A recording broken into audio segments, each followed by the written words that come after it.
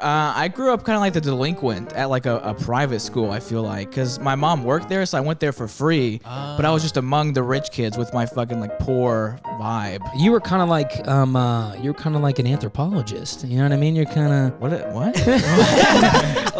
I dug something up? it seems like you're like very well rounded. You know what I mean? Like, Okay, okay, nice, man. Look at you. I don't know what I came here for. I've had some like disaster moments from riffing and doing crowd work. I was going up stage on the ramp, and I was like doing like this kind of move to like get the crowd, go louder. And I did it at a table. It was a blind guy. I was doing it towards. Oh. And I got on the mic. I didn't even say he was blind. I was kind of like trying to like make everyone look at him. Oh my! No one even got it. They just thought it was some regular guy just sitting there. And I was like, oh, no one even knows what's happening right. He doesn't even know what's happening right now. I started like yelling into the microphone. I had like a mental breakdown on stage. What is going on, everybody? Welcome back to Stuck in Static in the year 2023. Let's go, boys. Good to be back. We got a special guest for you to start off this year. We got our main man, big guy himself, Luke Willoughby. I didn't say you could say that. I'm sorry. I'm kidding. You have one I didn't give you the big guy pass. I'll give you one chink pass, okay? Okay, well, there we go. Okay, I went two, actually. Two? I already used mine on the way here, so. Oh, shit. Okay, you're in the I negative. knew you were going to give it to me, You're in debt. I got then. caught in traffic. Yeah. Okay. Oh, I knew it. Oh, you did. I was like, this is Paris's fault. Yeah. All right. Well, welcome to the podcast, Luke. Thank you for coming on. Special guest. Yes, absolutely. Yeah, I'm a special guest. I kind of had a question though. Didn't see you didn't like the theme music. You weren't really doing a lot of moving or anything. You just kind of looked like you hated it. Well, it was like a little spiritual experience for all of us, I feel like. Yeah. Are we going to go autism this early? I mean, come on. Jesus. Hey, man, That was going to be way later when we diagnosed me. I got my COVID booster shot recently, man. I'm ready to go on the autism scale. Nice, yeah. Speaking of which, Brady is missing right now. At least I think he'll be back probably mid podcast. He'll get back, but we'll hear about his day when he gets back. But first, we got Luke on the podcast, so this is the episode about him. So Luke, all about me. First of all, cheers. Cheers to everybody for making another fucking year. There we Luke, go. thank you for joining us. Here we go. Thank you. And then spiritual cheers I'm a with little Luke. pussy. Thank you. Hey. Oh shit! Damn. Good. Yeah, That rye hits different. that rye's a little heavy. Jesus. I don't Okay. know what rye is. So rye. God damn it. So Luke. Yes. So Luke, are you 14 or are you 40? Which one? That's good. Child or child molester. You know, it's a Yeah, tough. right. It's my big old gay bit I do on stage. But yeah, I don't know. I didn't shave for this podcast, so that lets you know how much I was prepared for this. You look good, man. You look good. Thank you. I dig it. I don't know. What is this podcast about? Lying? Something like that. Getting Two stuck. truths and a lie Yeah. podcast. Right. Pretty much. It's like special guest. You look good. Your name's Luke. I think two lies are there. Yeah, right. It's usually some like lie and then lie. Brady lies, and I'll say some other heinous lie, and then Dylan sits there. It's like, I don't know, guys. I'll usually back mine up with unfact-checked facts that I know nothing about. Yeah. Nice. And Hunter will carry it with his charisma for most of the yeah. podcast. I'll send it home full send, baby. QAnon charisma, baby. Yes, If yeah. it's anybody of anything. That's Don't get me what I'm started saying. on 14. Hey, yeah, I already said I'd go full MAGA on this podcast once Trump gets elected again. But Nice. anyways, so welcome to the podcast. Thank you very much for coming. We know you from doing open mics in Lexington and whatnot. Yep. So let's start there. Like, when did you start doing open mics here? I started doing open mics May 2021. Beautiful. I just moved out for the first time ever. I was 18 years old. Oh, I was wow. a little child. Young boy. Barely legal. Yeah. And I messaged this place called The Laughing Post in Georgetown. I was like, hey, is it cool if I'm not 21 and I come do comedy or whatever? He's like, yeah, come down. Like 30 minutes before it started, and it was like 40 minutes away, so I just sped there. Nice. And then I signed Dedication. up, and I did about like 8 minutes my first ever time, and no one liked it, so That's how it goes. I bombed. Huh? Okay. Yeah, Georgetown was my big debut. Georgetown, Kentucky. That's how you know you're gonna make it. Yeah, dude. When you're grinded in Georgetown, Kentucky. Either that or you go into country music right off, you know? Yeah, it was kind of more close to a rally at some point, but I had a good time. Hey, if they cheer, they cheer. You know what Yeah, I'm it's saying? like, I don't know if they're cheering because I'm white or because I'm talking about my dick right now. Either way, I feel good. Right? Hell yeah. So, are you from Lexington then? I'm from Winchester, Kentucky. Okay. I moved here. It's like 30 minutes away. Okay, so you decided to move out when you were 18 and you came to Lexington for what reason? Any reason Just at all? To be in society, to do comedy, just to be away from my family. Yeah, okay, word. So you came here like with the intention of doing comedy on some level, right? Yeah. Okay. That was like my goal. So like what age do you think you were just like, hey, maybe I want to do this and try it out? I think like probably like 13, honestly. Really? That's when I discovered Dave Chappelle. Killing Him Softly, one of my favorite specials ever. Yeah. And I would just walk back in my fourth in my room, just doing Dave Chappelle, like my own bits. Yeah. And then later I realized like I cannot do that voice on stage, so I'll change that part up, but I'll do stand up, but without the voice. Oh yes, dude. Glad you figured that out at 13 and not 18. Yeah. It's like, can I do black voice, guys? It's on Google. Ask other comics like, did you guys do black voice? Anybody? Hunter? I was just thinking, you were out there in Winchester. Did you ever go out there to a Better Brewery? Like when they opened, they were doing their kind of stand up out there. Oh no, I never heard of that. Yeah, it was who's the older lady that she was at Girls. I can't remember. Give a shout out to her if I can remember.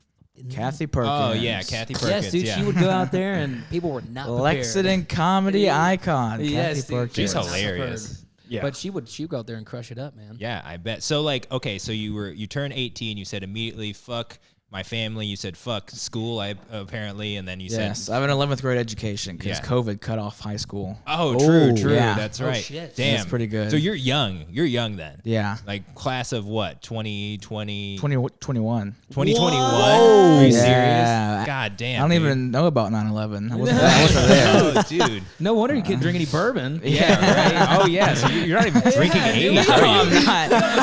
Big trouble right there. Oh, no, the feds are coming, dude. You gotta age restrict this video. Yeah, I know. I always lie about my age. I always say I'm 21, but I'm 20 right now. Yeah, you look 21. Fuck Yeah, I you look like fine. I've time traveled my body to 35, so that kind of helps. Like, the, Makes it out. Yeah. like this guy should be in a bar. You look like Nikocado Avocado like 2 years ago. Just barely knows how to play the violin. right. Yeah. maybe a little less charming too. Yeah. But, you'll get there.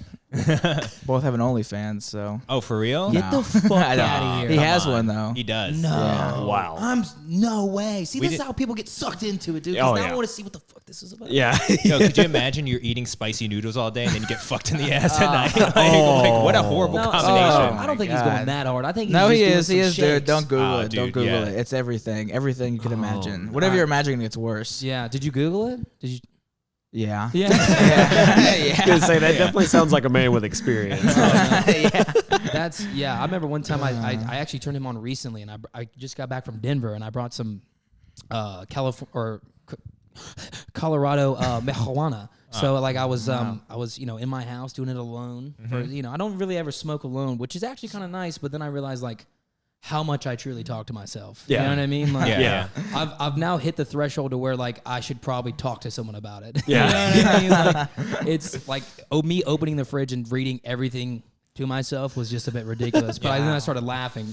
And I was like, Hunter, should you laugh at yourself? And I was like, fuck. But Dude, if you're having fun. yeah, no. Fuck it, right? It was fantastic. But I had hit that level to where you go, oh, I think I'm a little too high. Yeah. And then I was Yeah. like, then I came right back down. And then I decided as I came down, let's see what this Nikocado avocado is all about. That's when. Definitely put me in Perfect this spot. timing. Yeah. Wow. Definitely put me in this spot when I was watching this. And I was like, what the fuck is wrong with society? It was just, $4.99 a month. yeah. Let me get some previews first.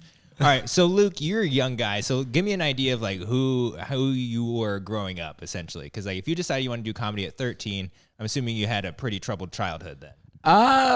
Spot on. He's right. I was about to No, come for you. I was like, hey. no. It wasn't that bad. I mean, I think everyone thinks it's worse than it really was. Like. I didn't grow up poor. My parents were definitely like broke. They weren't like in poverty, but they were like broke. Like the air conditioner doesn't work, and like you know the spam tastes weird from like a week ago. That's still there. Yeah, right. But I get you. not like in poverty. But I grew up kind of like the delinquent at like a private school. I feel like because my mom worked there, so I went there for free. But I was just among the rich kids with my fucking like poor vibe. Oh my god. So you were kind of like an anthropologist. You know what I mean? You're kind of What?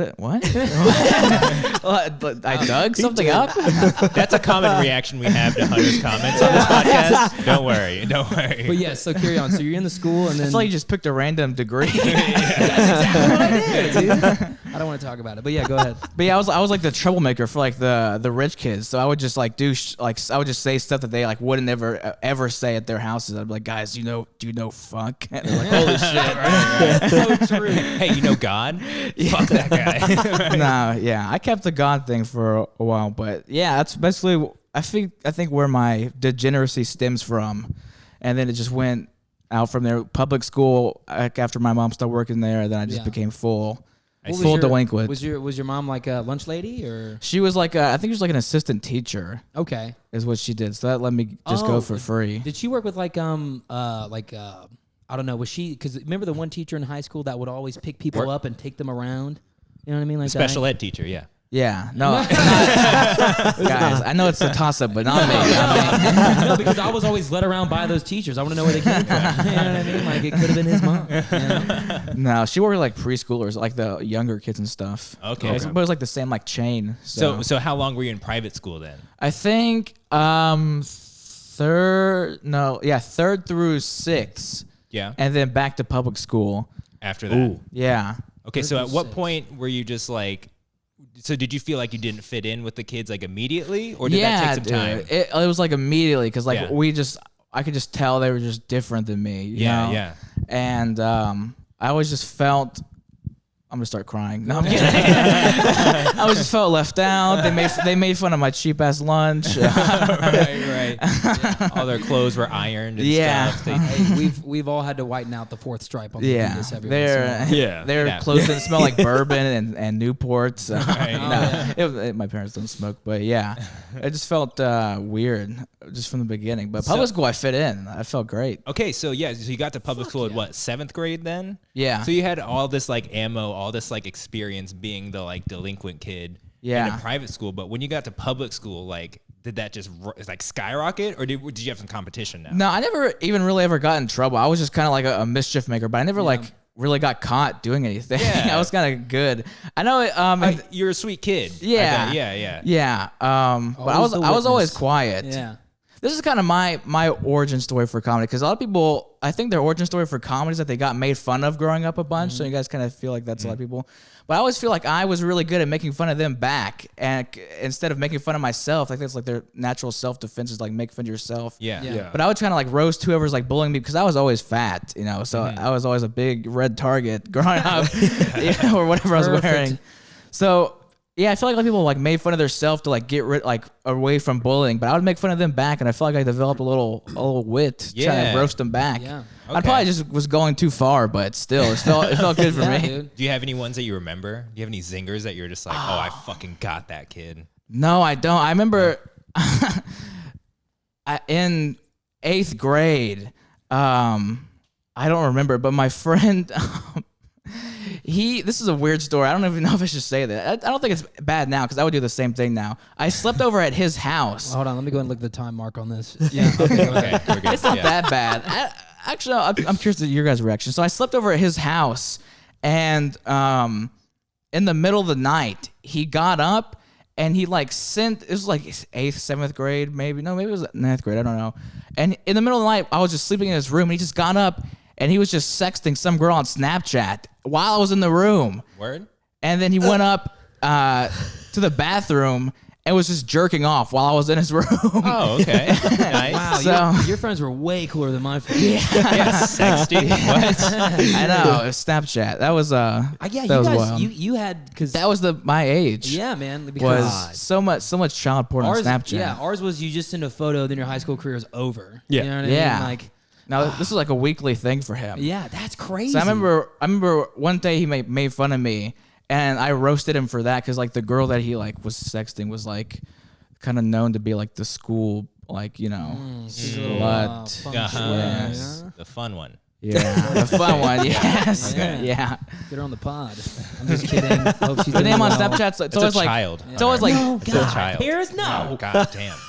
they always make it's like baby girl 593 or whatever. It's Oh, like it's always their gotta be. Snapchat It's name gotta every be. time. It's like the Yeah, same kind of like that person, like Cookie Pajama, like Cookie Monster Pajama Pants. That girl. Oh, yeah. Oh, yeah. yeah. like you see- Newports in like 8th grade, like her. Oh, nice. You guys Cookie know her. Monster pajama So in other pants. words, Brady's dream girl. Yeah. That's Sounds who we're talking about, right? right now. Like white trash boner kind of thing. Oh yeah. Real- oh yeah. real- That's Nailed it. Brady Yeah. to a T. Real Nice. life canker sister, right? Oh, yeah, fuck yeah. yeah. But the Canker Sisters, even when you were a younger kid, and have you ever seen Ed, Ed, I was Eddie, gonna by the say. way? No. Oh. I saw it on the thing, but I never watched it. Okay. Yeah. So it's basically these Canker Sisters were like they were like in the trailer park, and they're all kind of wild, and they do wild stuff, and Yeah. you know what I mean. But they're always gross, but you're always kind of like, They were always trying to fuck. yeah, Really, yeah. That's a good kids cartoon. Yeah, That's the goal. Like, we're gonna bury it under all these like jawbreakers and candy stuff, but these girls want to fuck. Yeah. Right? That's what they're doing. But they ran away from them always. Oh yeah. Well, yeah. Well, that's our generation. We were just thrown to it like by like so many like underlying themes that we didn't really know about, and that's Yeah. why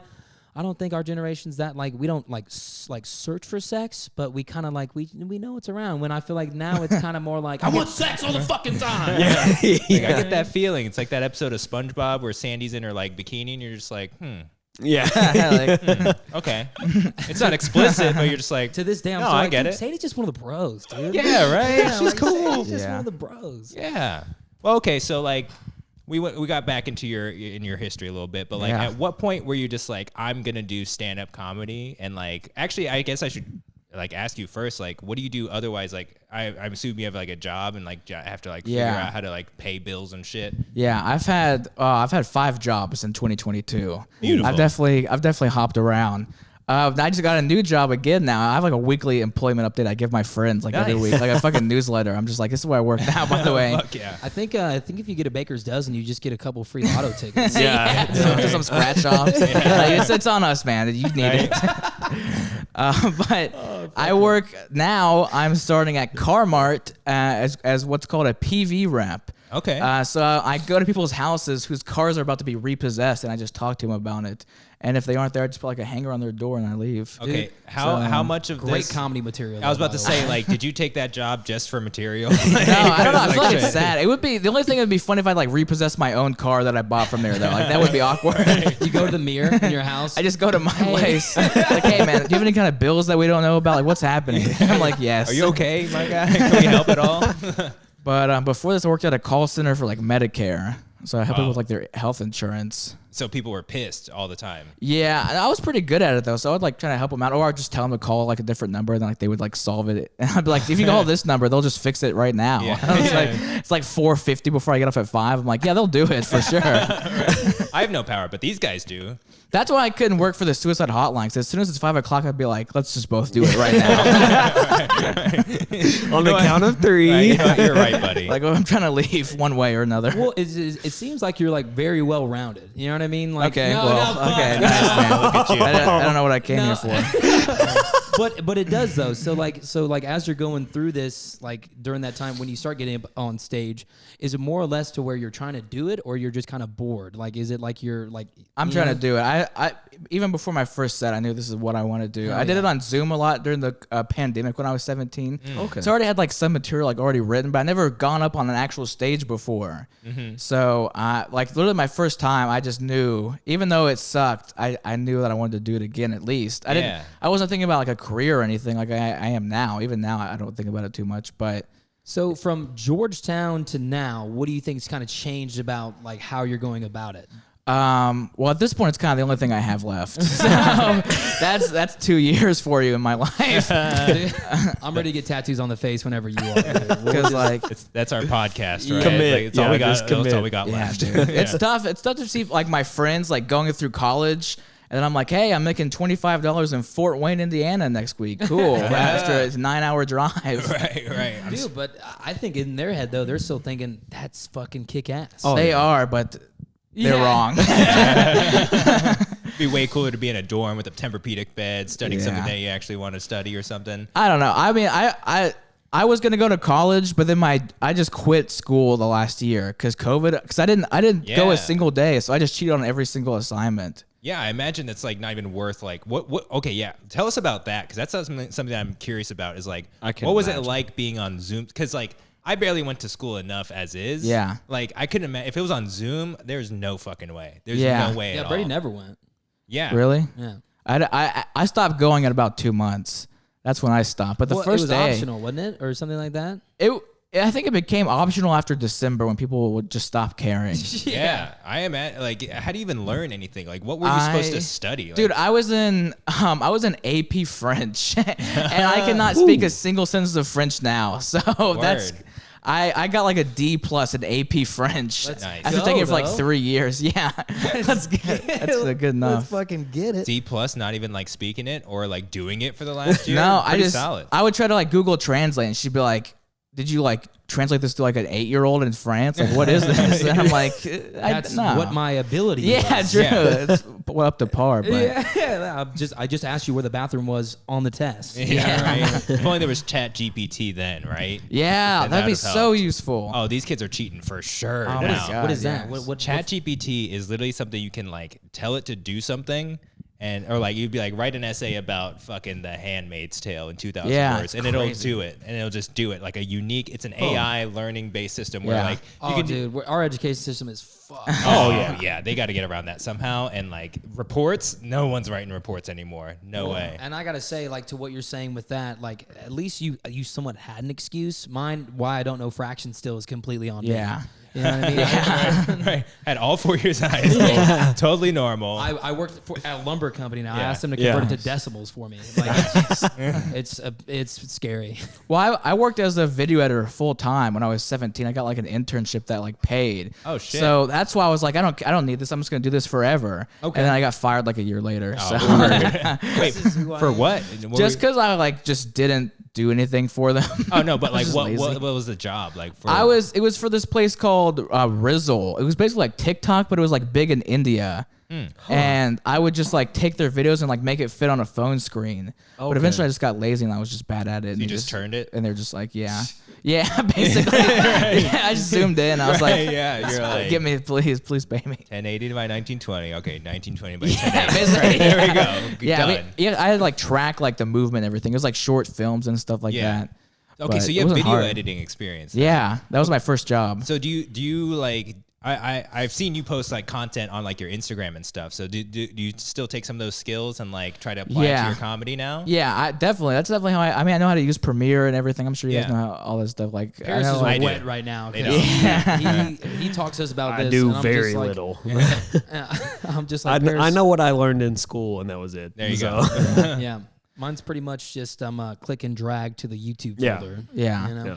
Yeah, I've started paying for Premiere for the first time so I can get like the auto captions. Yeah. Those are so useful. Those are so nice. Yeah, because the pirated version doesn't have the language pack that comes with it to do that. So you have Really? to pay for it. Yeah. That's whack. But it's only like what, $20 a month or something? Yeah, it's only $20 a month. not bad. Shout out users. Yep. Get it here. Put it in the comment box if you want to know how to work Premiere. Yep. I get it for free through UK. Oh, nice. Yeah, So right. what's your major? I studied music and psychology, and right now I work at UK. Oh, nice. So, and right now I'm taking a bunch of math classes to like be an actuary. That's like Cool. my thing. Nice. And then yeah, like we all like kind of started doing stand up too, or like I did my first few sets like last year, the end of last year. I've only been up 5 times I think total. That's still awesome. yeah, but Yeah. like, and you know, personally, it's just like I like it just because of the performance aspect. Yeah. Did you have any performing like background before that, or did you just No. like no? Growing up, I didn't want to be like an actor though. Before like when I was like in second grade, so I know I would like Yeah. perform some way, just like early on. But I never like had any experience. Yeah. That the like feeling of performing is like really good. It's Yeah. it's like so raw and real. It's like it's something I got from music. And then after like graduating college, I never performed like music anymore. And I was like, man, like what else is there? So doing stand up gave me that like same like, you know, feeling. It's like, oh, this is fucking real. Like anything can happen up here. And it's just fun to be engaged in Yeah. that. But like, I want to ask you, like, so you said you discovered Dave Chappelle when you were 13. Yeah. And like, was that when you decided like, oh, this is something I want to do for sure? Yeah, around when I was 16, I discovered like Mark. You guys know like Mark Norman, people Hell like yeah. that, Sam Morrell Drillis. Like Love around when I was yeah. like 16, I discovered them, like their podcasts and stuff, and I was like, I definitely want to try this for sure. Yeah. Because I didn't know at 13, I thought it was like only like in New York, whatever. Like I didn't know how Yeah. stand up worked, but Well, yeah, it's Facts, hard to have a comparison when you're in Winchester. yeah, I was like, I thought, Yeah. dude, when I did Zoom comedy, because I had no perspective on like what Kentucky or comedy's like in Kentucky, so I thought when I actually do it in real life after the pandemic, I thought I'd be like one of the only comics in Kentucky because I didn't think the other ones even existed. Yeah. Yeah. I didn't know comedy was this big, even when I was like starting it. Yeah. Well, go ahead. No, I was gonna say like I didn't realize it either until like I went to these open mics and realized, oh, there's just like regulars that like, do this stuff people all like the us. time. Yeah, and like I would like to be in that realm of just like being a regular open micer. Like I don't have like super high dreams for it. I just like want to see if I can make people laugh and like perform that. But like so when you were like. It's so interesting to hear you say like you grew up on like Mark Norman and Sam Morril and podcasts because like when I think back to like when I first started like engaging with comedy, it was like Chappelle's Show, Dane Cook, Mind of Mencia, Dane Cook, Gabriel Iglesias. It was like Comedy Central. Was our I think like root for it, and now Comedy Central is dead. Yeah, it was basically gone when I got into it. Yeah, like not even like it was like an app at that point. a failing app. Yeah, but now that comedy podcast scene is just huge. Yeah, so exactly. It makes sense that that's how he found it. Yeah, like, no doubt. How he found those guys. Right. I mean, Morrell is one of my absolute favorites. Dude, He's Morrell's so hilarious. nice. He's that so guy cool. is. Yeah. Have you met him? Yeah, I got to hang out with him for a little bit at Comedy Off Broadway once Nice, after dude. the Late Show. He's Yeah. like, it was like, because I was friends with his feature. So after his Late Show, he kind of just, it was like a circle of comics. And he just came from the green room and he kind of just hung out for like an hour or so. Dude, that's awesome. And he was so nice. How hairy is he? Very, dude, he's weird to look at. I'm gonna be Gotta honest. be so like he's an attractive man, but like weird to look at for like more than like 5 seconds. If you look at only his face, you're like, you have so much body hair. I can already tell your asshole is just like gone, dude. Like dingleberries out the ass. His asshole looks how his voice sounds, I would guess. Yeah. Nice and buttery and low. yeah. Fuck yeah. Musty. Like his shit just slides out. Yeah, Like right. when he gets up from the Grizzly. recliner, there is a stank. Yes. You know what I mean? Yes. Yeah. No, I dig that. Okay, so well, let's see. So you've started with Dave Chappelle, went to Sam Morril, Mark Norman, that kind of stuff. Who's like your top? Give us your top 3 right now. Like, what do you engage in? Of all time? Of right now. Yeah, Of just like like- what do you currently engage with in terms of comedy? Just favorite. Favorite. Yeah. Okay, Greg Giraldo, my all-time favorite comic. Do you guys know him? Yes. You know Greg Giraldo? Yeah, Yes, yeah. my best roaster ever, funniest. He was a lawyer that graduated from Harvard. You guys know that? God damn, no, I didn't. He graduated like the top like 1% of the bar thing. Holy Wow. shit. And yeah, so he's so smart and funny. He's dead now. Like OD'd. So Yeah, not that smart. Too smart. Louis C.K. not the greatest guy, but best stand-up comic Hilarious. ever. Yeah. Yeah, I love his show. But he has the best written stand-up ever. I was at the Easily. taping of one of his HBO specials. Oh, Nice. wow. What one? It was awesome. Yeah, it was in D.C. And it was the first time he wore the suit on the special. Which special is it? It was This was like 2017, I think, when I went and saw him. 2016, 17. That one must have been the Savage one to where It was right before the shit went down with him. Yeah. It was the Yeah. last special. Oh, before that. Okay, so Yes. the last one that was on Netflix, is that the... I don't know. I think it was on that's the HBO. one? Oh, no. I'm not yeah, sure. I don't know. right. I don't know which one it is. Yeah, he's in a suit. He has this joke about time, and he's just like, like, oh, people say that something about Christianity. He was like, oh, like Christians dominate time or whatever. He's like, oh yeah, they do. Like, what fucking year is it? Right? It's like 2000 after death. Yeah. Who? Right? Yeah. So he had that joke, and I butchered it, but. Yeah, I was there sounds for shitty. that. It was really bad on my I part. want to watch Sorry. it now. I love his joke where he's like, white people add 100 years to when slavery was every year. Yeah. That's an all-time classic. to me. Yeah. Dude, yeah, Louis C.K.'s great. Okay, number 3 then. What you got? I watched Geraldo. Gary Goldman, I think. I love watching him. I'll never be like him ever. I don't plan to be because he's so. Are you guys familiar with Gary Goldman? Not as I know the name. I'm not. Super He's familiar like with his so comedy. articulate. Like he can like have like 10 minutes of like amazing material about like a table and a pen or whatever. Yeah, And yeah. he's just so like detailed and like just his vocabulary is so deep. It's insane. Yeah, So yeah. smart. The 4 kind of categories that I've kind of seen now that like I've separated from is kind of like the ones that do dark. You know what I mean? They kind of go dark. You have your storytellers. Jesselnick, Yeah, I would guys put like that. Dave Chappelle to where like he has got this amazing ability. Of course, Dave Chappelle, but Yeah, he can always bring home a point, but he can calm it down right afterwards. Yeah. You know what I mean? Like he's making a point. He's always making a point. And then there's also like political, Yeah. which that's kind of Dave as well. But then also there's also just like story time. I was going to say, know what I my mean? Like, favorite kinda- guys are the storytellers. Like, if Yeah. you can just tell a story and somehow find the one little tweak you can make to it that sends it to another level comedically, like that, Yeah. those guys are unbelievable. to Yeah, me. yeah. I mean, that's why I love Schultz so much. Oh, yeah. Like, I mean, he'll take a story that he witnessed in real life and just add that one little detail that you're like, oh shit, I did not think of that. Right? Like, So Nice. is that Brady? is that Wilson? Is that Brady? No. Patricia, It's the Greek freak calling me right now. Patricia, we have this thing. grandma. We have this thing with Hunter's grandma where we're all gonna fuck her. No, we and don't. yeah, we do. That's why she's have called the it. Greek freak. Yeah, exactly. That's the Greek freak right there, baby. Wow. That's what I'm talking about. Talk about Mamma Mia. Yeah. Every time we could get through without it. No, we can't. No, we can't. All right, carry on after we start. But I noticed when you were up there, man, like you really you had a style going on. You had a nice like, flow going on. Yeah, a lot of people say that I have good timing, but I'm just out of breath. Is Yeah. really what's happening.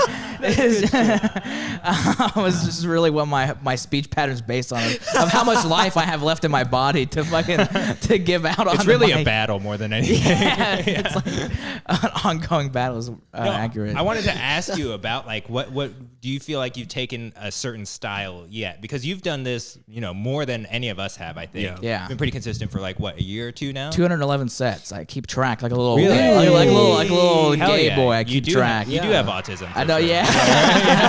yeah. Like 211 sets, 500 jokes that don't work. right. Average of about a B minus. Yeah. No, so like, do you Get do you that feel 2K teammate grade. Yeah, Go. exactly. Fuck yeah. So do you feel like you've adopted a style, or like do you like go for a certain thing, or are you still kind of like throwing things at the wall and seeing what happens and what is funny? I definitely have. I mean, for like it took me like a full year to like not care about what other open micers think about me at all, and to like my big problem starting out was like I was like super monotone, and then eventually I figured out like how to like have like inflection, like punchline or whatever, and how to like have like. Like there's all like those comedian like tells that they have like those quirks. Yeah. I kind of like develop those that kind of like make you a better comic. I feel like I do feel like you have good inflection on your like. That's one of the first things I noticed about you is that with just like kind of a stone face, you're able to inflect your voice and give yourself life in that way. Yeah, and I'm always trying to like just get better as a performer because I'm only a year and a half in still. In the grand scheme of things, pretty new. So, I mean, I know a lot more than I did starting out, but like, there's still so much that I have no idea about. Yeah, no doubt. So do you like to do like observational stuff? I've noticed you do a lot of like personal things. Yeah, like kind of laugh at yourself kind of stuff. Do you feel like you started there in like as like a comfort zone? I really just write down any somewhat funny thought I have. Like my okay. Google Docs page is like 200 something pages, and like 3 pages are like actually funny. That's how much I write down. Yeah, no, you showed that to me. I did. Yeah, I showed to every new open micers. I'm like, look at me. Look at this. God, fuck that Target guy. Glad there's look someone at you. finally below me now here in Lexington. Look at you, baby bitch. Well, you got 2 pages. Catch up, right? I'll catch myself going to the what I find myself liking about it is that when I'm driving there to get there, I already have what I want to do, right? An idea of what I want to do. But as I'm driving there, I'll randomly get memories of stuff that happened, and I'll start saying these jokes out loud. And it's like when you're in the shower and you're like, God, I fucking sound good. And I'm looking at myself in the mirror and I'll pause for like an applause. You know what I mean? And then I'll get out of my car and I'll go on the set and I'll be like, fuck. I was like, What was any of that I just thought of? It's like I catch myself like, do I want to keep writing? All right. Oh, okay. Like, do I want to keep writing? And then because I'll play it out in my head and I'll do it to myself. Or sometimes when I get up there, it'll be random and it'll feel fresh and it'll feel like genuine, you know? Yeah. But then at the same time, I'm missing out on, really working in my own style to the joke, after repetitive well, use. And it's hard to be able to set up real time too. Like I feel like the biggest part of the writing process is just like figuring out how to set it up. Yeah. In the best way to make the punchline. And I also write like I think, so I'll have arrows going to bits and pieces and a question mark. Just giant blank spaces. I'm like, why was I quoting so much R. Kelly? You know what I mean? Like, where was I going with that? Right. Do you like set out a time and day to like write for yourself, or do you just kind of like as it happens you're just like, all right, write it down? As it happens, I'll write it down, and then at some point in the day I'll push myself to like sit down and write. Yeah. Because I'm not someone. A lot of people are like they're like they like write on stage is what they say. Like just think of it on stage. I'm like, I don't think that's real, to be honest. Yeah, I don't think that's actually that's a lot. It sounds hard. No, honestly, that's what I'm saying though. So like I'll do one of those improv things, and then I'll completely diminish the value of what I had in the car because I'll think that oh, this already sounds used. Like I'm scared. You know what I mean? Yeah. Which isn't true because no one. It's just me and my fucking 4 people, like Luke over here, in our brain. Just you know what I mean? Like I feel like I'm decent at riffing, but I've had some like disaster moments from riffing and doing crowd work. Yeah. Like I had one recently at Louisville Comedy Club. I was hosting the open mic, and I was going up stage on the ramp, and I was like doing like this kind of move to like get the crowd, kind of get a little louder. Get the fuck up! And I did it at a table, and it was a blind guy I was doing it towards. Dude, you're the most interesting person on the planet. And it was a blind man. And I got on the mic, and I was trying to hype the crowd, but I didn't realize he was. I didn't even say he was blind. I was kind of like trying to like make everyone look at him. Oh my god! but no one even got it. They just thought he was some regular guy just sitting there, and I was like, oh, no one even knows what's happening right. He doesn't even know what's happening right now. It's like only I know. What? He doesn't even know I'm looking at him. It was like silence. I was just staring at him like felt like a long time. Oh shit! Just trying to figure out, and then I bombed. Top 5 bomb of all time. Did the panic set in? Is that why the panic kind of set in? I bombed. I started like yelling into the microphone. I had like a mental breakdown on stage. No, I feel that way sometimes when it's like, okay, the first joke I ever told, I told on this podcast, and I told as my first joke on the open mic, and like I thought it would be funnier, and I thought I'd get a reaction, and it was just crickets, and I was just like. And then I felt myself being like, okay, I gotta like be loud now or something. Like I gotta I've gotta take off my pants. Yeah, your body just kicks in some kind of weird instinct when that happens. Yeah, it's like I feel humiliated. Yeah, because there's a difference. There's a difference with talking with your friends with the jokes, but with random people, they're just It hits different for sure. It's so different. Yeah, I swear. Do you remember your first joke you ever told? Wow, what was it? I don't know the first one I ever told. I mean. I used to have a joke. No, I don't know any of them. I still have some I still use from Zoom, like 2 of them or 3 of them. But I know I had one joke I wrote when I was 17 that I had to drop because actually similar to like an Andrew Schultz joke. The joke was like about the Confederacy. Yeah. And it was like the Confederacy is weird because like what other war has merch? Like that's a weird thing to have for a war. Yeah. And then I was going to that. But then Andrew Schultz had a bit that was similar. I think his was about Trump. I think he was like the first president to have merch. He talks about, he's like, Biden's just boring. And he's like, you can't move merch. Yeah, that's a good joke. And I had that I wrote that when I was 17, but it's similar enough that I don't do it anymore, but it was kind of like, that was like one of my first jokes. Which, that's a weird thing too now to where there's 7 billion of us, so some of us are going to have some of the similar thoughts. Yeah. So it's like in the field that you found yourself in, it's like, well, I don't want people to think I'm stealing something. That's like a fear app. I'm always like harassing my comic friends, like asking if they've heard like a bit I'm about to do. Yeah. I always say, hey, this comedian said this bit just to see if they think it's the comedian that says it's funny or if it's actually funny. You know what I mean? Yeah. Like I always be like, dude, Bill Burr just said this the other day. And they're like, that was sick. And I'm like, I wrote it. And they're like Bill Burr's a bit about why we can say the N-word now? Like, what? It's like, okay, it's a little off-brand. Right? His wife's black and stuff. I guess he got right. I guess it makes sense. He's got 2 half-black kids. I guess he has a car now. Is that the only perma pass? I don't know, dude. It's like the Disney Fast Pass. Right. You can say it, but you're going to say it really fast. Really quickly. He's like, what? Nothing. It's Fast Pass. Everyone in the crowd's like, did he? Nah, he didn't. I said vinegar. It's fine. I'm going to edit that later. Just the first syllable. Oh, shit. Or they play your sec backwards. It just says like some off-the-wall shit. How did he do that? Leonard Skinner style. That's not Leonard, is it?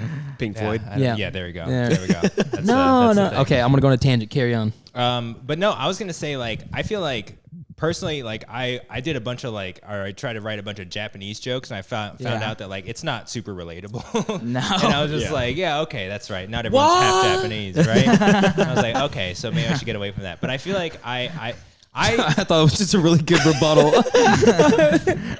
You gotta have buck teeth to do. They go. See, I don't want to laugh because the camera's on me. Dylan's laughing. He's comfortable. Yeah, Dylan's going in on it. No one's. Yeah, everyone. You're a racist, dude. No, it's You're a deep. fucking racist. You know that? I hate Asia. Clip that. Yeah. Just That right there. new trailer for the YouTube channel. Yeah, I in, hate in Asia. 5 years when China owns the U.S., that's gonna go Yeah. real viral. Oh, they're gonna. Bye-bye. Everyone's gonna lose it. But then I didn't know where kimchi was from for the Right. first 8 episodes. This is gonna affect your credit score in like 10 years. Yeah, It's over. Easily. I'm not getting that credit. car loan. Yeah. But no, like I found that I do really well with like observation or like current events. Yeah. When something happens, Yeah. I immediately have a fucked up thought that's like funny. That's immediately like Your Brittany Griner bit had me right weak. Like I was just like immediately I was like I got to throw this, but then I feel like when it becomes irrelevant, now it's dead. Now you can't really do it. Yeah. Brittany But Griner bit that's anymore. also a way to have an endless supply of content too. That's It's true. like if you stay in the loop and you stay knowing what's going on, you're never gonna run out of shit to talk about. So Also- even as quickly as the joke dies, there's something else coming behind it to take its place. Yeah, so. yeah. I just feel like there's like less of like a longevity to it and like less of like a personal like message conveyed with That's like fair. a Brittany Griner But I joke. feel like that's where you have to find the jokes that transcend that timeline, because like that's why I feel like some of Schultz's jokes about the Trump era went so well, is because even though it was over, we still all went through that. It was still a big part of this country as a whole, and so like even though he was telling those jokes 3 years after Trump was out of office, who gives a shit? Yeah, Like, it's still like Yeah, kind of it's- permeates yeah. right now. Yeah. You guys are putting a lot of pressure on me to have transcending jokes. Yeah, I was about to say, is this transcendent what we're doing right now? Is this transcending the timeline of podcasting? I thought that was a type of seasoning for a little bit.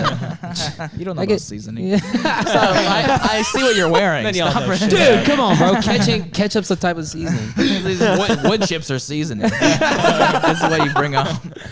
Sea salt and vinegar, baby. I was thinking though midway through, I was thinking about how you said you were that friend that kind of was like, "Hey guys, look at this word I found. It says fuck on it." Yeah. You know, I was thinking like I had a friend like that in high school, and it was just like it's so funny because like he is kind of like the similar to where he was in a Catholic school, kind of as a private school, and he was always the one to find the just most horrendous shit and show it to me. Yeah. You know what I mean? Like I don't know what it was, because he wasn't like doing misdemeanors or nothing. Yeah. Like he was just right. like he was the first one to show me like a Brazzers magazine. Yeah. Like when they were still going. That was when they were like splitting it and shit. It was weird. Nice. And yeah. We'll get to it later. Just some transgender But shit. I was always curious about it because I think like the overarching theme is okay. So let me ask you: are both your parents together? Yeah. Okay. See, I was always curious about that. That was the most Are you apathetic. trying to get to the bottom of something? I don't know. Yeah. So they're miserable, and that's why you're miserable, right? No, because I was going to say though. They are together, and you're still like this. So this is your fault. Is what we're trying to say. No, because I was going to say, because I think a majority of like why I like that you talking about stage presence too is, and this is the same with my friend, is that like maybe we just like hearing ourselves laugh because dad wasn't there. You know what I mean? Yeah. No, I had a loving family growing up. I'm like, Fuck, I'm dude. I'm literally Clarence from 8 Mile. That's who I am. It's like no drama. I just wanted to do comedy and not do real work. Yeah, man. I'm definitely No, fucking I there. feel that though. Like the wanting to do something that's just like not sit at a desk all day Yes. is like super Yeah. real for me as well. But I feel like this is my only way out of the trap. Yeah, Yeah. no, out of the Matrix, you mean? Andrew Tate, Right? right? Yeah. The white version of the trap. Yeah. That's so facts. Like, out the trap, out the Matrix. Yeah, just that's different words. hilarious.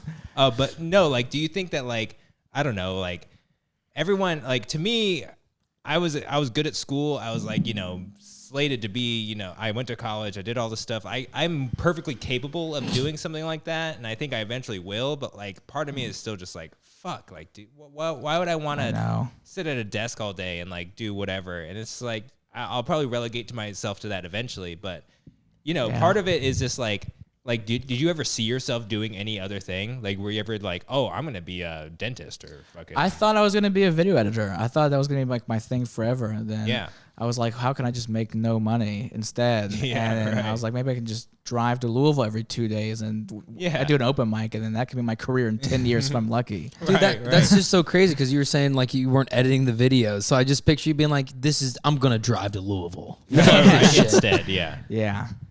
Well, like, I don't know. Like, I feel like personally, it's just like the current world that we live in. It doesn't necessitate you having a job that you have to go to every day, right? Like we live in a world where it's like you can just immediately make money off the internet if you just like fucking jerk off in front of a camera a few times. I don't think that would be profitable for me, but for some people though. No, there's a category for sure. I mean, one category for everything. 20 years ago, no one could do that, but True. now, like 0.2% of the population can do that and make money, and it's like, okay, so then if you're funny at least, or you have some sort of skill, I think to me what it was is that like I felt like a lot of things were fake, like a lot of things were like you're just. Like I'm in academia a lot, so it's, a lot of me is just like, oh, are you like just hiding behind credentials and just faking a lot of stuff, right? Versus like if you make someone laugh, there's nothing realer to me than like being able to get a reaction out of somebody that is laughter, that is like a good. So I was just like, like I don't know if it's some like Asian guilt inside of me, but it's like you didn't earn that that position. You know what I'm saying? So you didn't earn anything. You just like did something, and like now you're like credible. Wow. But I'm just like. I don't know, like something about like earning, and it's probably music too, because in music school, they're like, hey, play this thing. You suck dick, go practice. And I was like, all right, well. Yeah, I think that's a lot more of it. Yeah, it could be a lot more. Yeah, you're just like getting abuse all the time. Yeah, and you're legitimately. And now you feel like you got to just prove something all the time. Yeah, because when someone does something and it sucks, I'm just like, that sucks. Like, I'm not going to, I know, but with music and comedy, though, like imagine trying to learn the piano 5 minutes at a time, once a night. Yeah, that's very true. That's why I feel like it's so much more difficult. Huh. That's true. Because think about the great musicians are like losers because they just stay at home all day practicing like 3 strings. Yeah, but that's the thing. It's like you can't. This guy fucking sucks. I mean, that's the thing. Though, is like when you 8 hours. When you're doing music, you can practice by yourself and like get better. But with comedy, you can't. You can't. You have to have feedback from other people. Exactly. And even when you go there, it's barely even other people. It's usually comics. Right. You're just like. Well, we had this discussion last time to where there's not a training video. There's not something you can get on. Like there's maybe some footnotes. Like anyone can go get an app for like, not that music's not fucking hard. Yeah. Oh yeah, it's still hard. You know what I mean? Still losers. But facts. Piano. Yeah. Okay. Yeah. But it's one of those things to where even in it too, I've seen comics who are like very like they almost don't want to teach you. You know what I mean? Because they don't want to pull away from there because they think it's a very reserved thing. Like, I've earned this. I've worked this, But also, how do you teach someone to be funny? That's true. Some people are just going to naturally progress faster than others because they're just naturally funny and more pleasant to be around. No, it's like facts, though. It's like one of the things that I think is true. And it's the same thing with music. Like, if someone plays some shit, you're going to be like, get away from me. Like, I don't want to hear that, right? But if and same thing with comedy. Like, if you're not funny, people are like, shut the fuck up. Yeah. Right? But if you are funny or if you are good at an instrument, people flock to you. It definitely helps if you're bad at comedy, you can still at least be like a good hang and like friendly, and that definitely goes a long way. Yeah. Well, but you don't make any money that way. Right? Not at all. Right? Comedy with any like comedy plus anything else you're trying to do too. It's you can't always just have your friends that tell you, oh no, I thought that was really good. Yeah, you know what I mean? You kind of need some people there to be like, oh, this guy sucks. Yeah.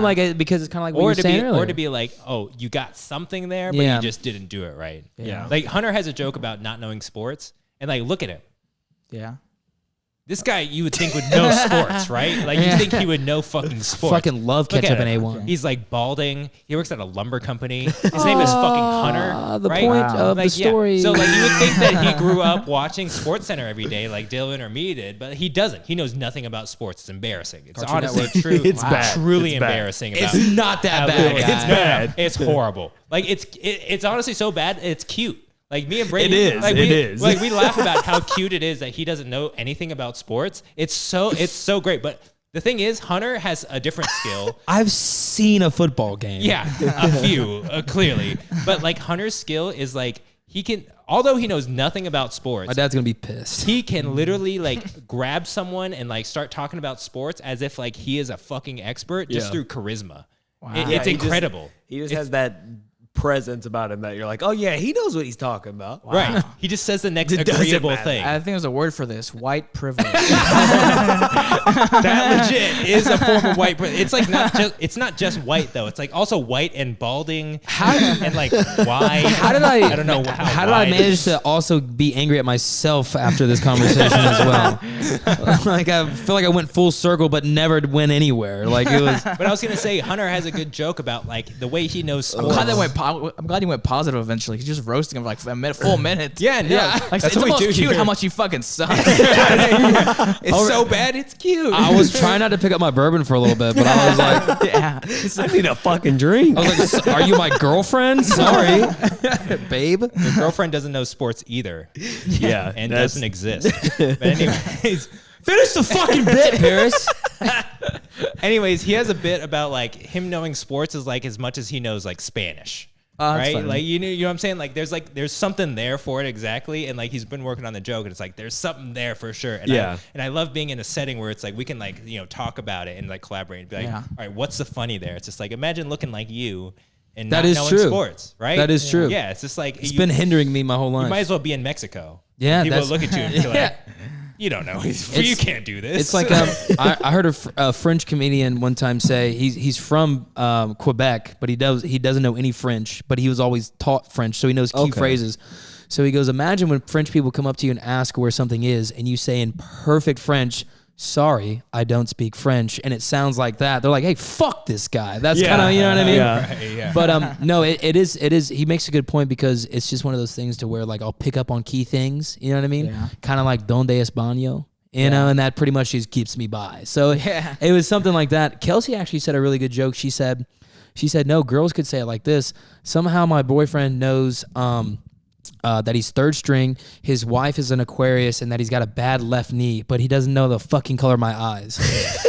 You know what I mean? This And I is was, true. yeah, so I thought that was pretty good. But yeah. Hunter doesn't know that like Tom Brady's the greatest quarterback of all time, but he knows that you should keep your head on a swivel. Yeah, I know. Yeah, right. It's like head on a swivel, boys. All right, team sport. I was gonna say one of my favorite memories is me and Hunter are sitting watching one of the World Cup matches, Yeah. and it's dead silent. Nobody is saying a word in this bar, and Hunter just goes, "All right, boy, team sport, move it around." I said, It's like "What?" That's the most general statement you could ever make about sports. That's what the other dads yell, dude. Like that's what I grew up hearing. Like I was like, yeah, that's fucking what it is, dude. Yeah. It's like I don't even know where that came You know what I'm saying? from. It's embarrassing, but it's cute as fuck. Yeah. too. Like, Yeah. just- yeah. Like in real life. We're gonna have a conversation later. Yeah, okay, we are. We're gonna have many. We're gonna go ahead and get this out. All right. It's never gonna be out until you know what a first down is, Hunter. Okay, come on, like come on. It's not that hard. I got the yellow pages. I'm ready to do it. Oh, well. Anyways, But yeah, I was with learning the jokes. I've like to what you guys are saying. You are writing more? Is that what you find yourself doing? Yeah. Okay. Because I want to put as much time in as I can, and I can't always go up, being in Lexington. So I try to force myself to write, so I'm getting time in somehow. yeah. So- No, I mean, like that's a really like if a musician practices scales to like practice in their own time, like comedians, I think write. Yeah. Right. Yeah. To just to get the thoughts out to do Lil that. Wayne doesn't. Yeah, I think it's a good thing that everyone should do, right? This is another example of Hunter actually not. Like, he could have pulled any rapper. He's like, Jay-Z did it. I was really hoping no one Right. at all would acknowledge it. We just move past it. We really try to. Like, we really try to just let him say his thing and go past it. But we can't let it go. I didn't take the Vyvanse today. The thoughts are just popping, brother. They're going. What is distracting is a Mount Zen over there. That's what I've been looking at as the whole. Yeah. Are those empty? Yes. Wow. We are trying to get a Zen sponsorship. That's like a full Zen. semester of tuition for community college. Yeah. Like right there in Zen. And it's right in front of what triggers it after I take one. It's just Yeah. it is. It's bourbon, Zen, then farts. Yeah. Let me tell you what Hunter does with ADHD at a Peller's Mall. He bought a farts book aren't you Hunter? yeah, third person. Oh, okay. Yeah. That's how much Adderall you're on. Just in a third person view. Yeah, dude, I'm always floating. And then I got that little face over there going shh. We call that consent face. That's like, yo. That was too. If anyone asks for consent by going like, shh, You should not give them consent at That's all. it's like an Asian masseuse, how they get consent, not like a real woman. No, I was thinking like hide and seek or something. You know, We're gonna get into real weird territory. No, Keep going. like just like don't our hiding spot. Shh, you know, Don't tell mom. yeah. Trisha. Recess is ruined. God damn it, Hunter. Well, I tell you what. Do you guys want to take a quick break, real quick, or? Yeah. I think it's about time for a break. Yeah. Okay. Let's do it. All right. We'll do a quick break. We'll be right back after the break. Sponsorships in. Yeah, so we were across the river for the 1 o'clock games in Newport on the Levee. I don't know if you've ever been there, but that is a spot. Sounds like an that- album. Yeah, Newport on the Levee is like it's a combination of What like kind a of shopping center. It's definitely a rap album. Newport. Yeah, Right. It's definitely a rap. It's not a country album. What is this, a string quartet album? Newport on the Levee? No, I don't think so. That shit's a fucking straight fuego. Kendrick is on that one talking about black women for sure, dude. No, I want to hear what it was like. Okay, so the game the whole night was pretty close yeah. until that 96-yard fumble return for the touchdown, right? That is the longest 12 seconds of my life. It was- I just remember screaming at the top of my lungs because that is the one time in my life that me and Joe Burrow were exactly on the same page, because he was asked about it.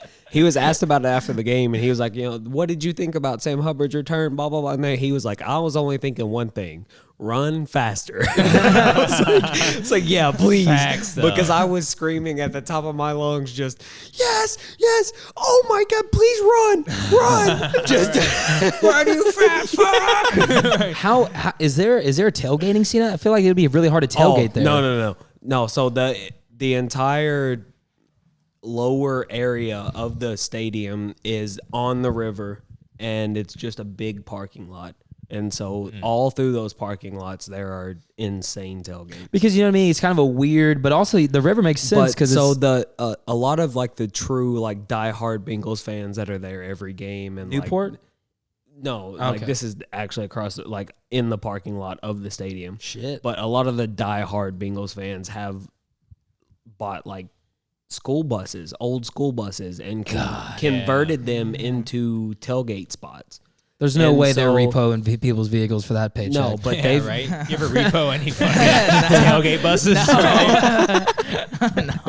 but they're You have this like, bus full of Keystone Light. Do you have any other expenses that we don't know of? but like one of the most famous ones is Bengal Jim, and he won like the NFL's Fan of the Year last year or something, and like Oh, shit. he does it right, and like the back of it's a converted like the small school buses.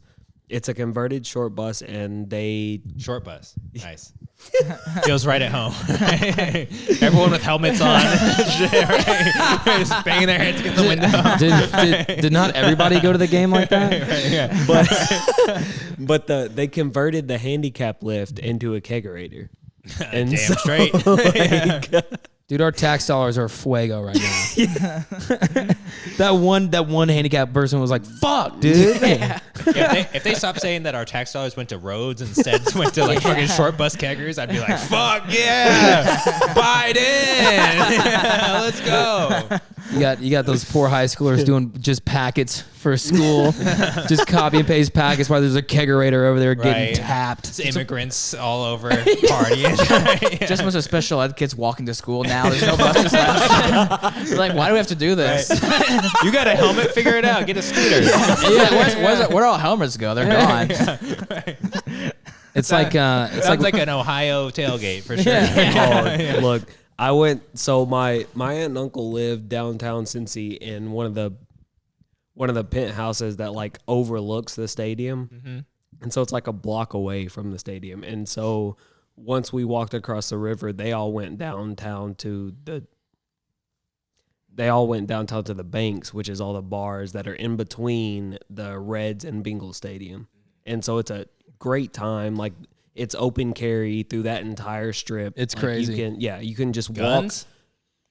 both. walk. Alcohol. Oh, But I've only heard that in terms of guns. Yeah, same, actually. It's open carry. yeah. Everyone's got But their you revolvers. can walk that entire strip and leave a bar with a beer and go that entire strip, Yeah. and then they let you walk to the end of it before you get to the stadium. See, I was just in Japan, and like you can open carry anywhere alcohol. Oh, wow. You can just drink anywhere. And on they the still street. don't litter, which is crazy. Yeah, and they don't litter, and you won't get caught by a stray bullet because there's no gun. Yeah. Oh, So dude. it's like Nice. feels very safe. My favorite thing to do is to drink a full twisted tea and like just litter it. Yeah, right. It is. Nice. It is a rush. It's just primo. That is the most southern shit I've ever heard. Someone real, will pick it up. So Stop playing in the trash, kids. But so I walked up to their apartment and spent some time with them, and nice.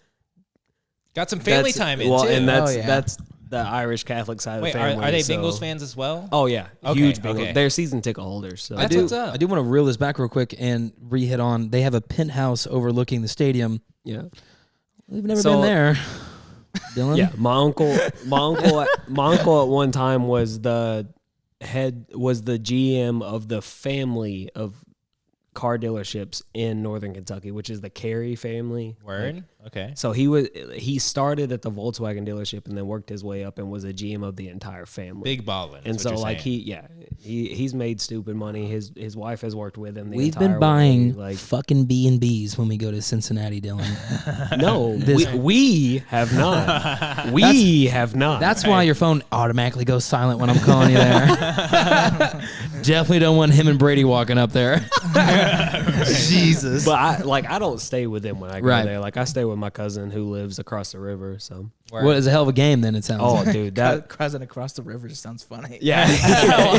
Now that's the distance country is album. measured in the South is across the river. Well, I mean, They're a little- Cincinnati has expanded so much in recent years that across the river in northern Kentucky is essentially just the suburbs of Cincinnati. I yeah. love Cincinnati so much. Yeah, One of yeah. my favorite places. Yeah, I was gonna ask you. So, like, you've done open mics and like other feature shows around Lexington. So, like, Lexington, Louisville, pretty okay scene, right? Like, Yeah. developing. There's like a consistent, probably 3 or 4 open mics a week in Lexington, and then in Louisville, probably like More. for sure. But like you said, you went to Fort Wayne, Indiana, recently. Yeah. So, like, expanding out to other, southeastern regions is like, what do you find is the vibe in other places? Like, Definitely do what, Kentucky jokes. It's always different. I think it's so interesting to do your jokes in front of different kinds of people. Yeah. I think it's like one of the most interesting things ever because it's so some places just receive differently. yeah. When I feel like the best jokes are the ones that can work with any crowd. And Yeah, so I yeah. feel like that's a good way to test like what's your best material. Yeah, too. if you're a good comic, you should be able to make everybody laugh. Yeah. You No should doubt. just being appeal to like one like side of the room. yeah. I think those jokes are just called racist. No, I'm just kidding. Yeah, but we're in the South. Yeah. But I did. I remember when I was using Kentucky bits in Kentucky, and I was like, "This is just not hitting the way that I like." Like Japanese bits in Kentucky. Yeah. That makes sense. Like, y'all don't know about gomae? What the fuck? Right? No. doing the one where I was like, "Man, I'm." I think I've told you guys this before, but I was like, "Yeah, I'm so glad." I know you guys think Jesus, Hunter, say the words. But I said, I'm a live set. Yeah, A reaction, by the way. Is that how it goes? exactly. But I'm glad I made it here with shoes on. I was like, I would not wear shoes, but you guys don't have any fucking grass to walk on here. And then like, there's a dude like, you don't fucking like walking barefoot, and I was like, what the fuck you talking about, boy? I was like, I love walking barefoot. I was just a joke. That's I put on my sunglasses. bit. Yeah. So give me a list of like out of state places you've performed at. Like what do you got? Just all of them. So it's like I'm sure you've gone to Indiana. Yeah, all 211. Have you done Cincy? Dude, I'd love. The goal is to move there in August for me. Oh, okay. Really? Yeah, Okay. that's the goal. If I can pull it off, if I can keep a job for 5 seconds, It usually helps. That You usually keep a job for 5 seconds here. You keep Yeah. a job for 5 seconds there. Yeah, Right? yeah. That's fine. Well, I'm not gonna move there till like way later in the year. Yeah, I would yeah. be like August or something. But yeah, dude, I love Cincy. I've done shows there. I've done shows Louisville and Bowling Green, Fort Wayne, Bloomington, just around like the Midwest. I'm trying to go as many places as possible. What about honestly. like more southern? Have you gone like Georgia or No. Tennessee? No, I've not. I haven't gone to Nashville yet. Not Nashville. I'm going to West Virginia in February though. Really? Huh. That's gonna Nice. be something. That'll be an Interesting. interesting crowd. This Friday I'm going to Benton, Kentucky. Benton. And that's towards Nashville, like 3.5 hours away. Oh fuck. Me and some guys here on it. It's my first time getting a free hotel room with the show. Oh. Let's go. Pretty cool. I mean, I'm gonna share with 2 obese middle-aged men. I have a CPAP machine, but still, Right. it's gonna be fun. Just gonna share it overnight, right? Like 3 hours at a time. Pass it around. Let me get a hit. Yeah, hit that shit, dog. You're sit like a baby. Yeah, just hitting oxygen. Right? Yeah, you don't smoke weed, so you're like, Yeah, like, oh, You want to know what it feels like not to snore? tastes like youth. I've you're a talked. COVID hotspot as is. Right there. I found the fountain of youth. Holy shit. But we've brought it up before. But I've talked to so many people that have said that this area, Kentucky, Central Kentucky, you're able to hit so many spots that guys in California, New York, which New York is not even comparable because there's a fucking place every corner, but. It's like out here, like, you have Nashville. You can go to Cincinnati. You can go to Louisville. You can go to Columbus. You can go to... It's just the problem, though, is that at that point, it's kind of like a part-time job. Because Yeah, the that's time true. that it takes to go to those places. Facts Like though. Chicago, you can get up like 10 times a week, barely spending that much on gas. Yeah. Yeah. What is you it? can Is it just like walk to 5 each hours? location? Chicago Yeah. 6. Yeah. Well, St. Louis is there, too. 5 hours is like St. Louis, isn't it? 5 hours Yeah. is St. Louis and 6 is Chicago. Yeah. Yeah. I want to ask Luke about like what do you enjoy about Lexington? What do you find here that like you maybe haven't found in other open mics or other places in general? I mean, this scene Disease. is too... Fuck, shut up. I'm just kidding. I lost my train of thought. Damn it. This scene is too small to have gatekeepers or like drama. It's like there's no drama 'cause it's too small to have drama. Facts. So it's kind of unique in that we're all kind of just like friends, and other scenes don't have that closeness. Because Interesting. it's so much Yeah. more Wow. like dispersed out. Yeah, And then there's groups that only go to a certain club. There's groups that only go to like a certain like shows, like alt shows or whatever, like caravans, like country and shit. I don't know if you've heard the Comedy Caravan. Yeah. Yeah, so like we all go to the same stuff here though. You can't pick and choose in Lexington because there's only one place to really pick for Yeah, comedy. that's a great like point. every week, there's only a couple mics, so you can't really true. be choosy. So we all kind of just come to the same place, and we're all pretty good friends. Versus somewhere is like New York, where there's so many places that they like form their own cliques within those communities. Yeah, there's no So, there's no clique in Lexington because there's not enough people. It is the clique. Like Yeah. the Yeah. comedy scene is the clique. Yeah. Yeah. So I what see. are we thinking? Of course, you'll be in Cincy, but you're going to help open this one up. How cool would it be if we managed to set up our own open mic thing? I'd love that. I don't think it's that hard. Nice. It's not I don't- hard. I mean, you did it. Devin did it. yeah. Like everyone else is. No, doing but I'm it. saying like our own place. Yeah. Yeah. Like no, a- absolutely. Well, like It'd eventually, be a Even, blast, even if man. it's a basement, That'd I think be a that'd be blast. sick.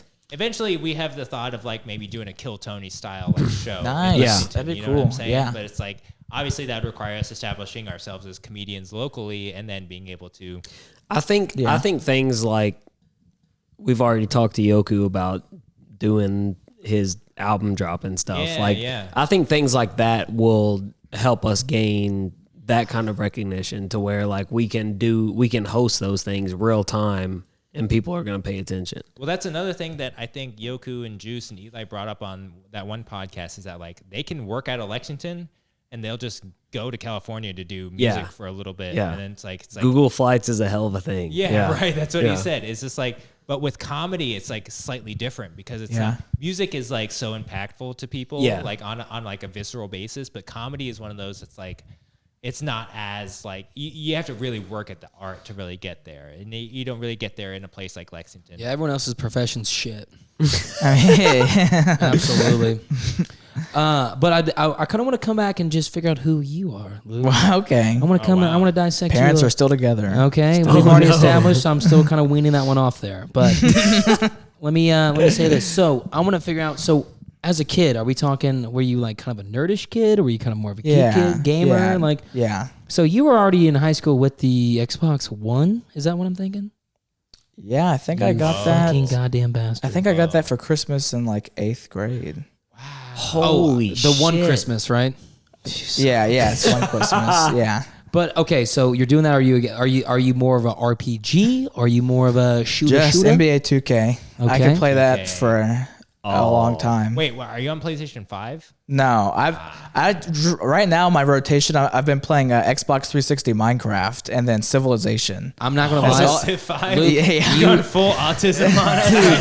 Is that what you're saying? Luke, I gotta Oh my say, God. Anyone to play Civilization is definitely more helping at one point in their life. For sure. I gotta say, now that I think about it, you are a Minecraft character right now. Like I definitely see. I'm a Minecraft skin. It's just the way that Just pop 'em in the middle 2010. of the forest, you'll figure it out. Yeah. Right, yeah. I was speaking of Amish. I've been working out there in Georgetown, so we Nice. get a lot of Amish framers coming in there. Nice. And I kind of like panicked when they come in and ordered stuff. I was like, are you using like a card? like I'm talking to them like they. Are you measuring feet? Yeah, like actually feet. I was like, what's almost 5? Don't you guys gotta like Go to sleep. yeah, like you guys got to be up really early, like in 6 hours. But like yeah, they were coming in. It was so crazy because this dude, I was like, well, how do you plan on paying for that? He's like, I have a check, and I was like, in my head, I was like, you're fake Amish. I was like, Bullshit. and like they had their own bacon and everything, but no, it was definitely a different a mingling for sure because it's a little bit of that Winchester kind of. You know, Georgetown's kind of blowing up right now, though, with all the building and stuff out Dude, there. I stare at Amish people the same way like a toddler stares at like a disabled person. I just can't. I'm like, this is fascinating. When the Amish blow up, we're gonna be canceled in 3 years. You know what I mean? Like, And they are really. Whenever I see one like Walmart, I'm like, I just stalk them kind of for like a second. What is he buying? I'm like, yeah, what do you need? What are you doing in Steak and Shake right now? I can't believe he's buying butter. I'm Do always, you have that at home? Right? Come on. dude. I saw you churn. that shit. It's the Come only thing I on. even know about them. I one time watched a whole 48-hour mystery over. It's called When the Lightning Strikes in Amish Country, and it was about a murder that took place during a thunderstrike. And like the loudness of it, and I was like, only in Amish country. Did you know what I mean? Did y'all ever watch that show that was about the Amish country where they were like The mafia in Yeah, there. I was like, what the Dude, fuck is going on here? prime Like time they have their AMC. own mafia. It went Walking Dead, and then it went Before the Walking Dead series, and then Amish Mafia. Yeah, and then straight into Amish mafia, and you're like, how the fuck did we get these cords tangled? Yeah. It's like I'm gonna be late for first hour for sure tomorrow. But Anyways, Luke, do you live by yourself? Yeah. You do? it's okay. It's a cat. I know you've seen these before. Don't treat it like the headphones. I'm like legitimately impressed because like none of us live by ourselves. Yeah. Well, I just found like a good deal on a place, like an you? apartment, like a little studio apartment. Wait, where do you live? If you don't mind me asking, don't be too specific. Are we talking north side? Are we talking like north side? I'm so curious with this interaction. Where does Luke Willoughby live? Dude, he wants to know so badly. Jesus Christ. That cat is definitely trying to fuck you. Jesus Christ. He's like, come on, say it, bitch. So where do you live? Come on. I live there like near the mall. Oh, okay. Okay. Word. Okay. Word. Okay. But you like This just by came yourself off, fuck though. it. Yeah. That's like no, like I'm gonna give you some props real quick because like living by yourself as a 20-year-old in Lexington is not as easy as it sounds. No. No, not at all. legitimately, Yeah, like I guess. legitimately, because like rent prices here are crazy. It's like $1,000 for a 1-bedroom and $1,010 for a 2-bedroom. You know what I'm saying? Like it's definitely you got to have a roommate kind of thing. But like Yeah. it seems to me that like College you're very town vibes, for sure. very college town vibes. If it seems to me Oh, that, yeah. that you're very committed to comedy, to where you're willing to sacrifice everything else. Like you'll have a job, right? Like, Yeah. You'll sacrifice your mental, physical health. Yeah. Right? Yeah. Just This is to give you some open-minded advice. it's really a cry for help. This is my comedy career. No one's gonna answer it, by the way. Like, you gotta move. Trust me, I sent a lot of emails. No one answers. You Just gotta remember move to Cincinnati. for that sure. guy got off at 5. Yeah. He sent an email to Sam directly after meeting him. Was like, bro, get me out of here. Wait, do you have your own podcast or anything? Do you do No. anything like that? I need to do something. I swear I've seen you on some sort of podcast clip on your Instagram. Yeah, I used to have one with like 2 other friends, but we gave up quick. Yeah. It's not an easy thing to keep going. It's really No. like it's not like as easy as it seems to just like just hang out and talk. But like No, it requires some deal yeah. of money and like equipment and all that stuff. Yeah. But, like, Everything aside, when we put out the job application for people to apply for, when Paris picked it up, they were like, an Asian that knows how to edit? Oh no way! Get him on immediately. Pay him $0 an hour. Like his first name was just Asian. It's all right. It's all right. The podcast that me and him and Brady recorded never got released. They were like, yeah, this guy, he's got promise, but that episode was not it. Like Paris Crosby, are you sure he's Asian? His name is Masayo Hoshino. Like, how can he be Asian? He's not good at anything. He played the saxophone in college. Come on. yeah, his application wasn't screaming miso soup at all. Like it was definitely, I will give him the credit though that from me and Brady doing it to where we are now, it is definitely thanks to Paris, and it is definitely a hard thing to do because this is me just watching him do it. That's how I know it's hard. You know what I mean? His skills, like he's taking this to a different level. Like, Nice. We really appreciate him. Yeah. Hey, hit the little Jordan shrug real quick. Right? But the reason why I said it is because it's like, you gotta have someone.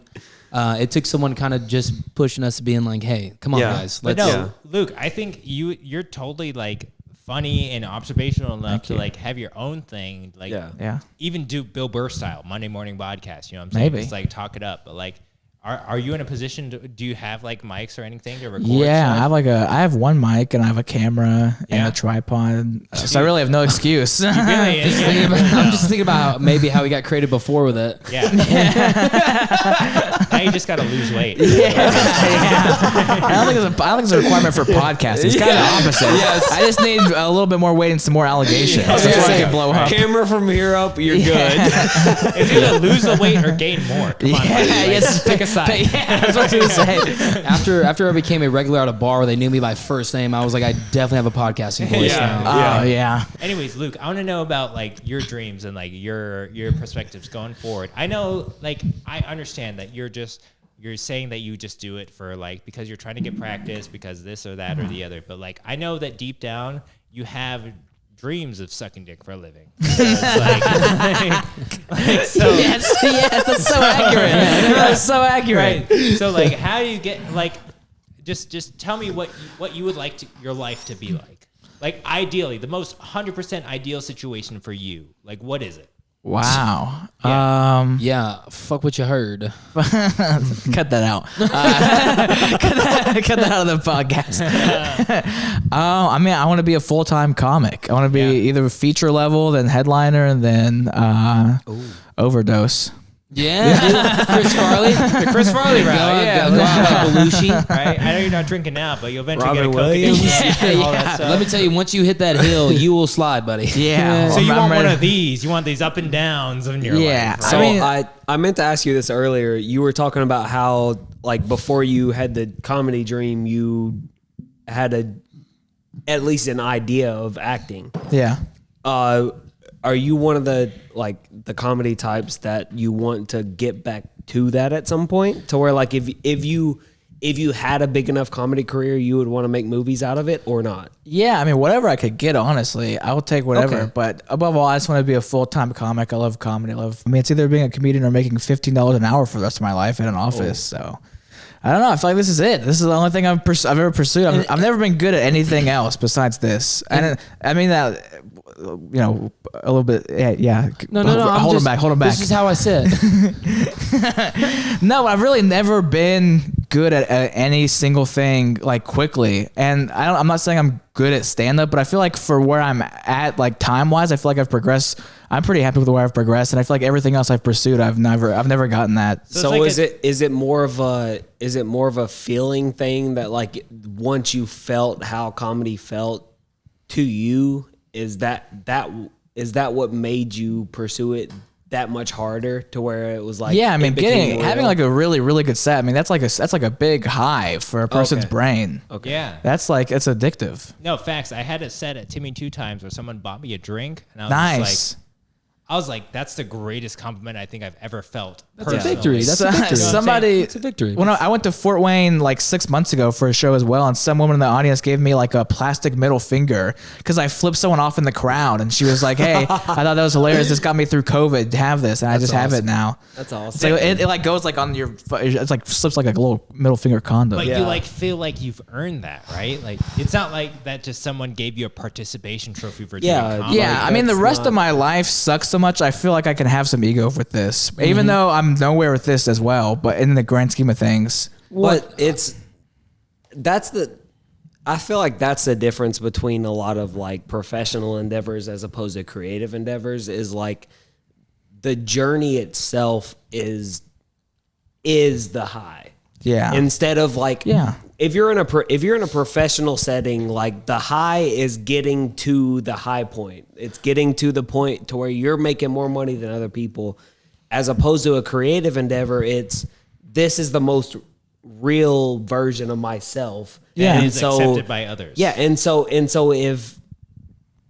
if there are a few select people that aren't gonna vibe with it, who gives a shit? Like, you know what your core audience is. Yeah, I guess so. I don't really know. I mean, in general, I feel like I go up quite a lot, so I bomb all the time. Yeah. So I feel like you always are you're always getting humbled, so it always makes you want to keep working. Well, you and said what? You 211 shows in like a year and a half? Yeah, that's crazy. Yeah. Or something like that. I mean, you always want the next thing. Like when I first started, I wanted to be booked on my first show. I got that. Then I wanted to, be booked on a show out of town. I got that. Now I want to be booked on my first like weekend, like host weekend for a club. So baby, that's what it's about. And then when I get that, I'm gonna want the next thing. So you always just want whatever's next. So, but that's why the journey is important though, because you have to. I feel like that's one of the things about a creative endeavor that's just different from anything else. Is like it's self-driven the whole way. Yeah. Like, you're always chasing a new high. Like there is no pinnacle, because that pinnacle can always be topped. Yeah,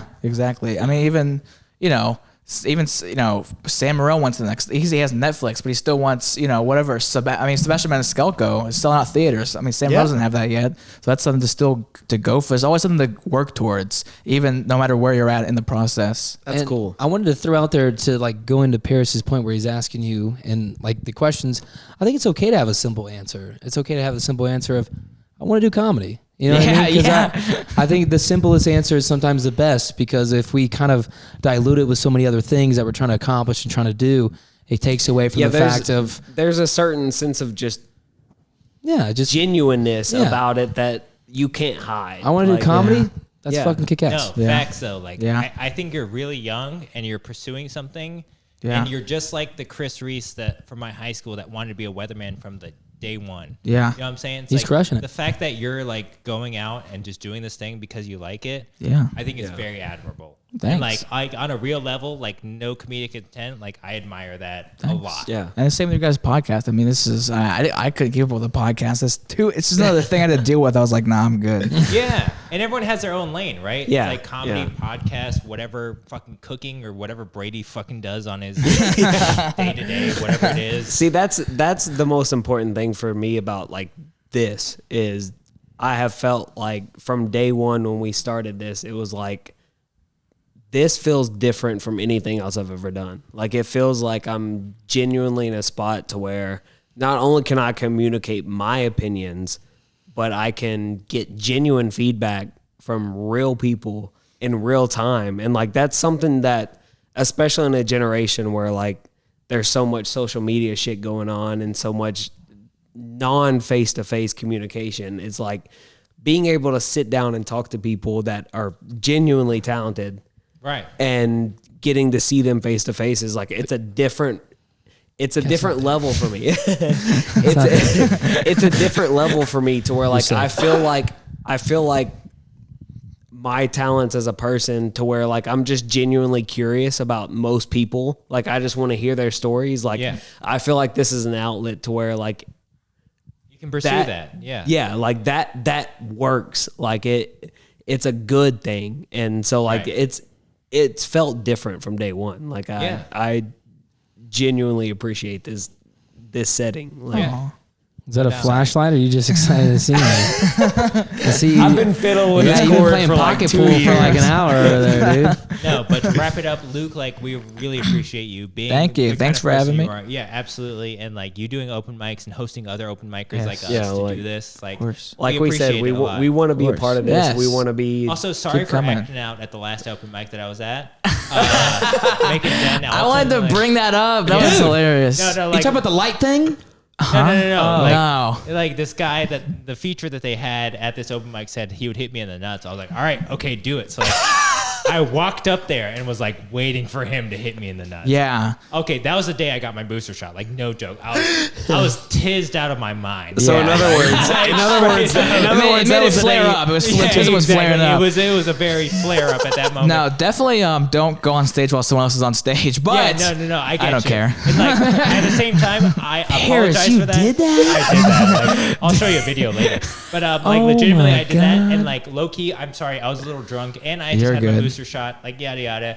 At the same time, I was like, nothing. he's was trying happening to at that he's open trying to mic. use the mild autism as an excuse. That's I'm all trying for to use me a and MAGA Dylan. point here, okay? I'm gonna be MAGA eventually, so like, wait, just give me a second. shit. Look, Like, I say it's all about self-awareness, and as long as you know, it's all good. yeah, Hell yeah. at that point, like at some point in that, I was like, I shouldn't have done this. And then, like, No, I was some very guy apologetic. yelled to you to shut up. Yeah. I was like, I should shut up. Was this at Gray Line? Was this at Gray Line? It was, Yeah. yeah. Was That's actually was I? Did I do the set? Did I do a set that night? No, you didn't. That I don't was think not you were that- there. Yeah. No, I don't That's think you were crazy. there. Thank God. That sounds terrible. But Nah, it it wasn't was bad.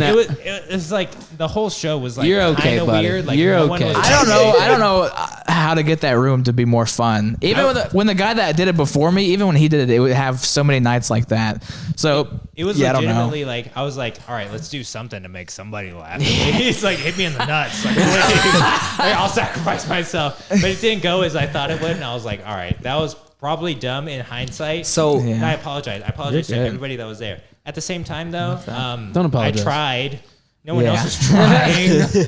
Please. so right? genuinely curious, where is this? Old North 'Cause I Bar on I'm not familiar with 101 West It's over off Loudon Winchester. Avenue. If you take Winchester off, Oh, or if you get on Winchester, We're gonna it's have off. Rail one- line station. This month. You know, See you've that? been Like there. that doesn't sound familiar. I don't See, know why. it's too black for these people to know, honestly. You always. I'm not from here, bro. Like, give me a Yes. fucking You've break. been here long enough, bro. Come on. And I've been here 7 years. You're right. Luke, go ahead. So say it It's one the more time. 24th and 31st. That's what I was gonna say. All right, It's let's go. January. Yeah, It's yeah. the next I shows. promise I won't act up at any more of those. You're good. You're good. But guys, I do want to bring it all in, and I do want to hit on everything that you're going to be doing and everything that you kind of want to say one more time, so everyone out there knows. Luke, So yeah, Plug Yeah. the fuck plug out of yourself. whatever you Let's see. Instagram at Luke W Comedy. Funny. I'm going to Benton, Kentucky. Everyone who's watching from there is going to be there, right? I'm on Benton, Kentucky the 20th. I'm going to West Virginia in February. are you going to be in town for this month? at Oh all? yeah, 24th, 31st, my open mic at Old North Bar. Perfect. God, all my stuff that I had booked already happened before this. So. Okay. Okay. Hey, well, we'll get it going, and we'll plug you more if you Heck come up with some more yes. stuff. Just Yeah, sounds fair, absolutely. and we'll get it Heck going. Yeah. Sounds Yeah, good. we'd love to have you back on. It was a Nice. this is a hell of a, it was a hell Yeah, of a I'd love to time. come back on eventually Dude, for you're sure. hilarious, man. Thank Like, you. keep it Appreciate going, it. For Thank sure. you. Like, Thank you. absolutely. And one last question with no context: dry guy or lotion guy? Oh, dry guy. All right, that's what I love to hear. Let's go. Yikes. Thanks for listening, everybody. Look that shit up, dog. Look that shit up.